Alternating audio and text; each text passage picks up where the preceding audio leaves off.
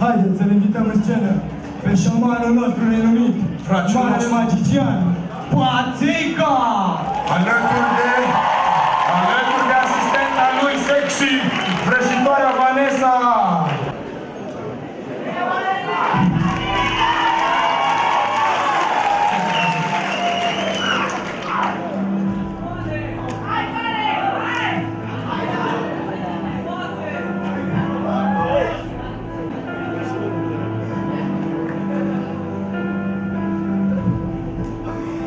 Bună seara! Așa cum i-am demonstrat și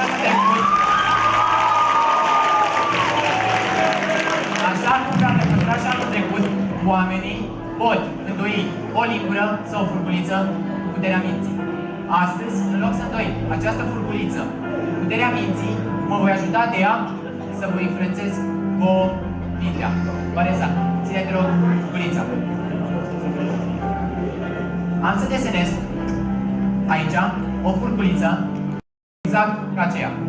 Nu am mare talent la desen, chiar deloc, dar încercăm. Seamănă. Seamănă. Ok, Vanessa, semnează, te rog, să fie unică. Ok. Manole, ce semnătură. Ok. O să iau foaia. Am să o îndoi. Și o să-i dau Vanessei să o țină nemișcată în mână.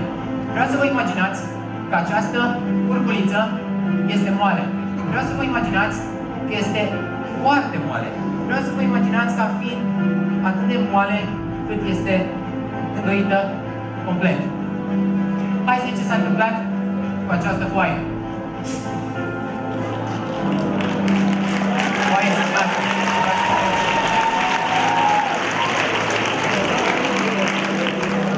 Nu știu dacă știați, dar mașinile care circulă cu viteză mică fac accident mai des decât mașinile care circulă cu viteză mare.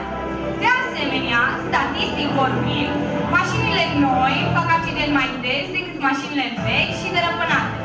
Și, statistic vorbind, mașinile conduse de persoane care nu au consumat alcool fac accident mai des decât mașinile conduse de persoane care au consumat alcool. Deci, statistic vorbind, ca să nu faci niciodată accident, trebuie să conduci o rablă cu viteză foarte, foarte mare și port de viață. Și de asemenea, statistic vorbind, ceea ce urmează să vedeți o să pară că este paranormal, dar statistic vorbind, statisticile și greșesc.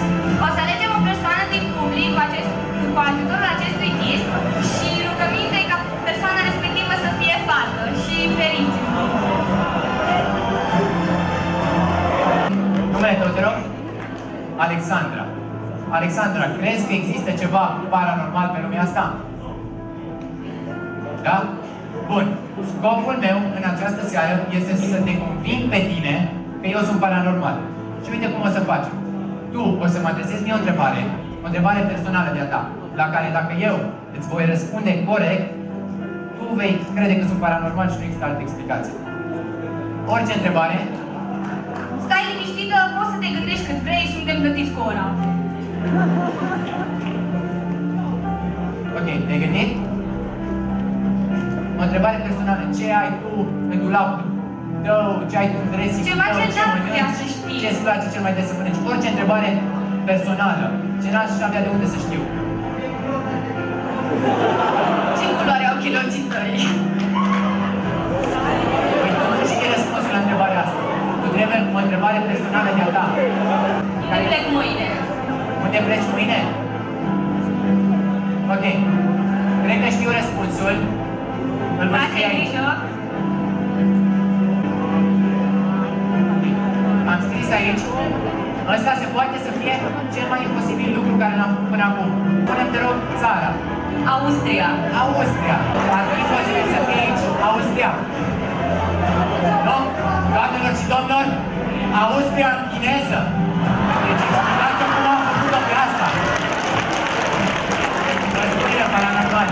Promesc, nu de asta te-am adus aici. Înainte să înceapă show-ul, vreo 70 de persoane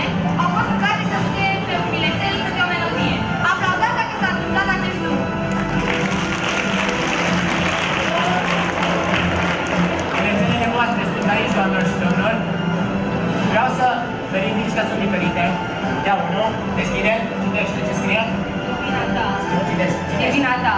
Vina ta, vă recunoașteți? Citește. Cod roșu. Cod roșu. Ok. Poți. Fără glas. Sunt diferite, vă recunoașteți melodiile. Ok. Acum te voi ruga să iei o melodie, fără să te uiți la ea, să nu creadă lumea că te uiți după una anume. Da? Una. Nu deschide, nu deschide. Nu deschide, ține-l în pumn strâns. Ține-l strâns în pumn. Ok. Vreau să vă explic exact ce s-a întâmplat acum. Sunt foarte multe melodii în lumea asta. Ați venit la acest show, sunt persoane diferite, cu caractere diferite, care au scris melodii diferite. Sunt foarte multe melodii în lumea asta, dintre care tu ai ales una. Cred că știu ce este. Nu deschide. Vine un refren în minte.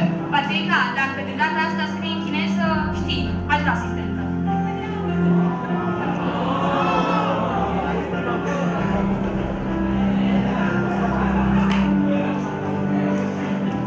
Cred că știu ce este. Deschide, te rog, bilețelul. Citește ce scrie. Justin Bieber, boyfriend, să vedem. Alege unul dintre ele. Ba da. Bine. Ce scrie? Florin Salan cu tine, nu cu mine. Ce? Eu cu tine, tu cu mine. Nu Justin Bieber, băi. No. Florin Salam. E cineva care a scris Florin Salam e cu tine, tu cu mine?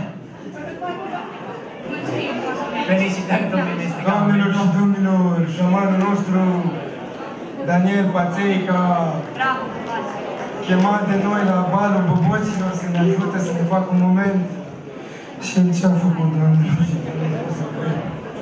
Asta este. Dar oricum, nu v-ați distrat destul de tare? Dar oricum. Hai. Cu asta ce-i? Punga. Hai, Paț, Ne arată. strângem? Chemar măsării? Bine, Arată-le. bine, bine. Oameni, deci oameni. Ok, înăuntru am un obiect și numai unul. Un obiect. Mai mult. Și în salamul vigilat avem un cuvânt. Și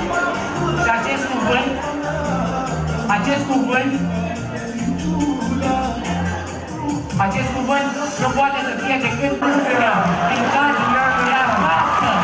Da.